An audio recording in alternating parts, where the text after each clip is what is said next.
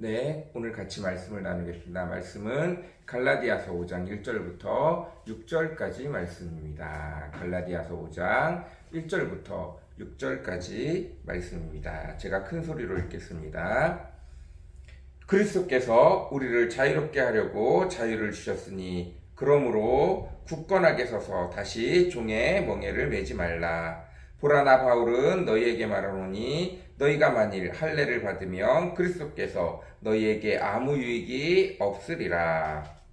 내가 할례를 받는 각 사람에게 다시 증언하노니 그는 율법 전체를 행할 의무를 가진 자라. 율법 안에서 의롭다함을 얻으려 하는 너희는 그리스도에게서 끊어지고 은혜에서 떨어진 자로다. 우리가 성령으로 믿음을 따라 의의 소망을 기다리노니 그리스도 예수 안에서 할례나 무할례나 효력이 없으되 사랑으로서 역사하는 믿음뿐이니라. 아멘. 조금 더 잘 이해하기 위해서 현대인의 성경을 5장 1절부터 6절까지 제가 한 번 더 읽도록 하겠습니다. 현대인의 성경 갈라디아서 5장 1절부터 6절입니다. 그리스도께서 우리를 해방시켜 자유의 몸이 되게 하셨으니 여러분은 굳게 서서 다시는 종로를 타지 마십시오. 나 바울이 하는 말을 잘 들으십시오. 만일 여러분이 할례를 받는다면 그리스도께서 여러분에게 아무 소용이 없습니다. 내가 다시 말하지만 할례를 받는 모든 사람은 율법 전체를 지켜야 할 의무가 있습니다.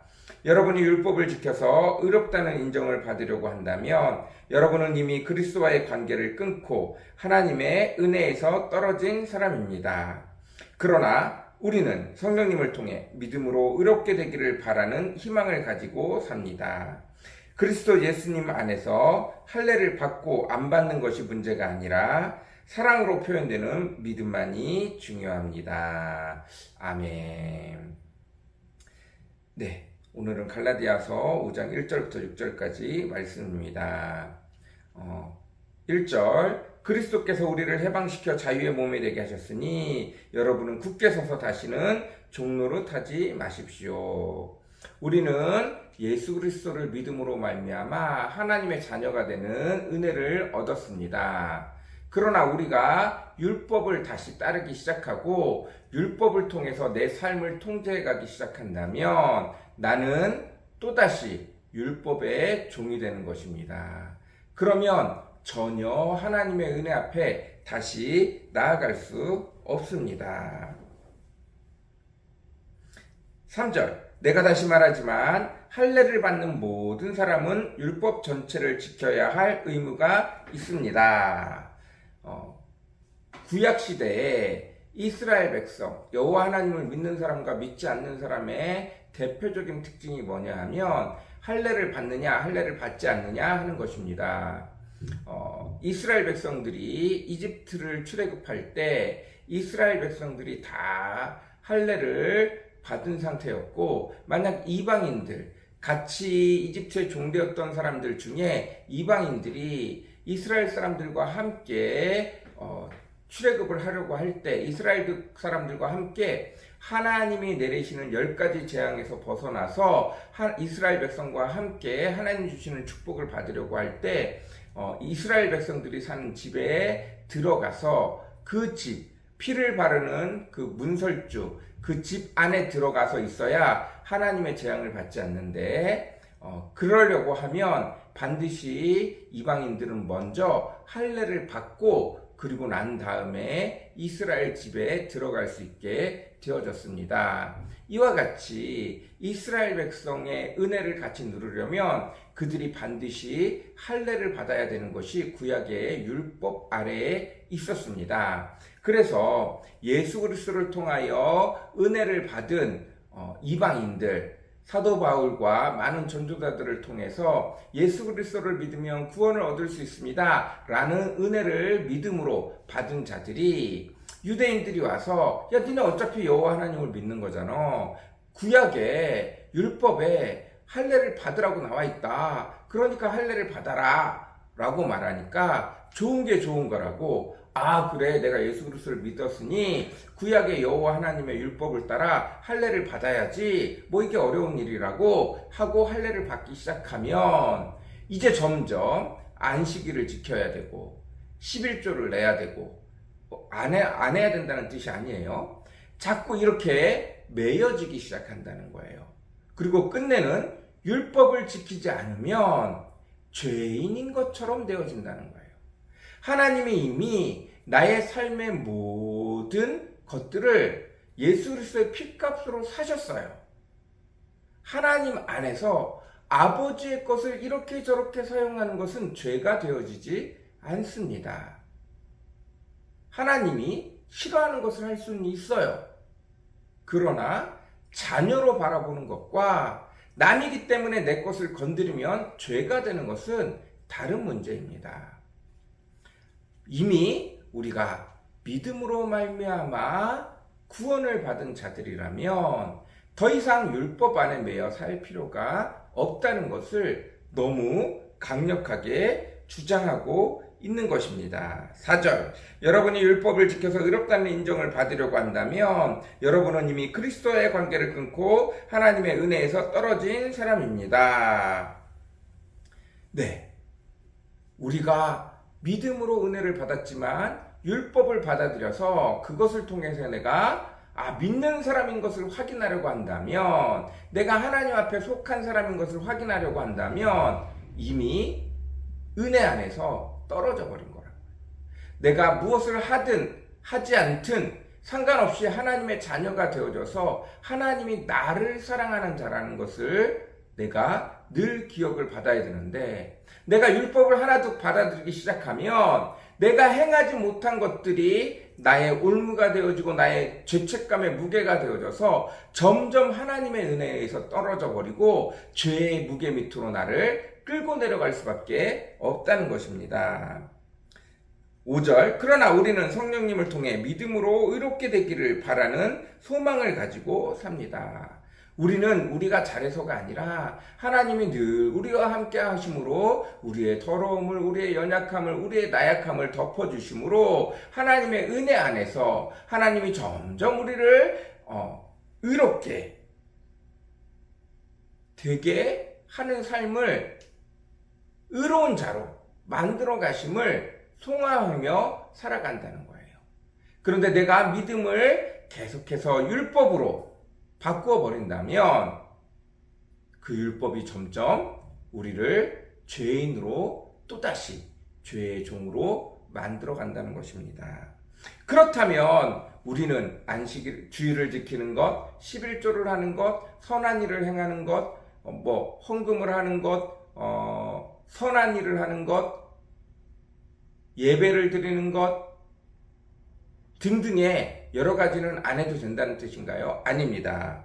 6절, 그리스도 예산에서 할례를 받고 안 받고는 문제가 아니라, 여기가 중요합니다. 사랑으로 표현되는 믿음만이 중요합니다. 우리가 예수 그리스도를 통해서 믿음으로 은혜를 받은 자라면 나머지는 전부 다 사랑으로 표현되어야 될 거예요. 내가 3살이에요. 엄마 아빠로부터 장난감을 선물 받았어요. 그러면 장난감에 합당한 돈을 엄마 아빠한테 줘야 될 게 아니에요. 엄마 좋아요, 엄마 사랑해요, 아빠 좋아요, 아빠 사랑해요 라고 활짝 웃고 그 장난감을 가지고 활짝 웃으며 놀기만 해도 엄마 아빠는 충분히 그 보상을 다 받는다는 겁니다. 마찬가지로 그때에 맞게 우리가 아버지 하나님이 우리에게 주시는 놀라운 축복과 은혜들에 대해서 하나님이 우리를 씻어주시고 하나님이 우리의 연약함을 늘 덮어주시고 우리의 연약함을 늘 채워주시고 우리의 부족함을 늘 채워주시는 그것에 사랑의 표현으로 믿음을 드러내면 돼요. 하나님 내게 주신 모든 것 감사합니다. 하나님 내가 그 감사의 표현으로 먼저 10분의 1을 띄어서 하나님 앞에 11조로 드려요. 내가 무조건 11조를 떼려고 하는 게 아니라 하나님 감사합니다. 감사의 표현으로 11조를 드려요. 감사헌금을 드려요. 주정헌금을 드려요. 하나님 앞에 쓰일 일이 있을 때 쓰임을 다하여 드려요. 네, 이것이 중요한 거지. 뭘 했고 안 했고가 중요한 것이 아닙니다. 다시 한번 읽어보겠습니다. 사랑으로 표현되는 믿음만이 중요합니다. 사랑으로 표현되는 믿음. 여러분이 여호와 하나님을 사랑함으로 표현되는 믿음. 이것이 중요합니다. 그냥 말로라도 사랑합니다 라고 표현하면 돼요. 사랑이 표현되지 않으면 그것 또한 문제가 생길 수 있습니다. 우리는 사랑으로 표현되어지는 하나님 앞에 사랑한다고 표현하는 모든 것들, 그것이 다 믿음으로 하나님 앞에 드려진다는 거예요. 그래서 우리는 하나님의 사랑을 받으면 늘 언제나 표현해야 돼요. 그리스도인이니까 밥 먹기 전에 기도해야 돼. 감사 기도해야 돼. 그래서 밥 먹기 전에 항상 앉아가지고 두 손 모으고 눈을 감고 거룩하게 2분, 3분 기도하는 것. 이것이 율법이 되어주면 안 됩니다. 내가 오늘 아침에 일어나서 출근을 하는데, 학교를 가는데, 어디를 가는데 비가 내리고 나니까 풀들이 너무 파릇파릇하게 많이 자란 거예요. 밖을 보니까 풀들이 푸릇푸릇하게 너무 이쁘게 잘 자랐어. 그런데 이 풀을 보면서 옛날에 잡초처럼 느껴졌던 방풍나물 맞나?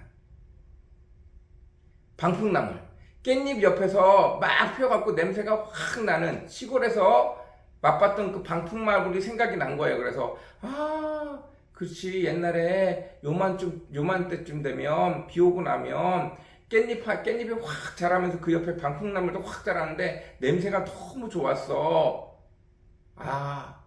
그때 좋았는데 이랬는데 점심 식사로, 저녁 식사로 방풍나물이 나왔어요.